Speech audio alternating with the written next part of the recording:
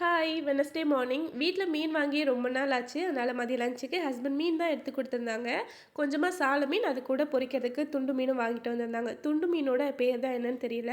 First குழம்புக்கு புளி ஊற வச்சுட்டு பொரிக்கிறதுக்காக மீனில் மசாலாவும் தடவி வச்சுட்டேன். அப்போ தான் கடைசியாக பொரிக்கும் போது மசாலா இறங்கி டேஸ்ட் சாப்பிட்றதுக்கு நல்லாயிருக்கும். அடுப்பில் சாதம் வச்சுட்டு அப்படியே மீன் குழம்பும் ரெடி பண்ண ஸ்டார்ட் பண்ணிட்டேன். கடாயில் 1 கப் அளவுக்கு துருவன தேங்காய், தேவையான அளவுக்கு குழம்பு மசாலா சேர்த்து நல்லா ட்ரை ரோஸ்ட் பண்ணி ஆற வச்சு மிக்ஸி ஜாரில் சேர்த்து நல்லா பேஸ்ட்டாக அரைச்சி வச்சுக்கிட்டேன். மீன் குழம்புக்கு புளி கரைச்சிட்டு அதில் ஒரு 4 தக்காளி போட்டு நல்லா அந்த மாதிரி பிசைஞ்சு வச்சுக்கிட்டேன். இப்போ கடாயில் தேவையான அளவுக்கு எண்ணெய் விட்டு வெந்தயம் போட்டு பொரிஞ்சதும் சின்ன வெங்காயம் போட்டு நல்லா வதக்கிட்டு கரைச்சி வச்சிருக்க புளி கரைசல், அரைச்சி வச்ச மசாலா சேர்த்து தேவையான அளவுக்கு உப்பு சேர்த்து ஒரு கொதி வந்ததும் 2 பச்சை மிளகா வாசனைக்காக சேர்த்துக்கலாம். ஒரு 50 மினிட்ஸ்லேயே குழம்பு நல்லா கொதிச்சு கெட்டியாயிருக்கும். கடைசியாக மீன் சேர்த்து 5 நிமிஷத்தில் ஆஃப் பண்ணிடணும். கடைசியாக எண்ணெயில் கடுகு, கருவேப்பிலை, சின்ன வெங்காயம் போட்டு தாளித்து ஊற்றிட்டோன்னா சூப்பரான மீன் குழம்பு ரெடி. இந்த மெத்தடில் ட்ரை பண்ணி பாருங்கள், சூப்பராக இருக்கும்.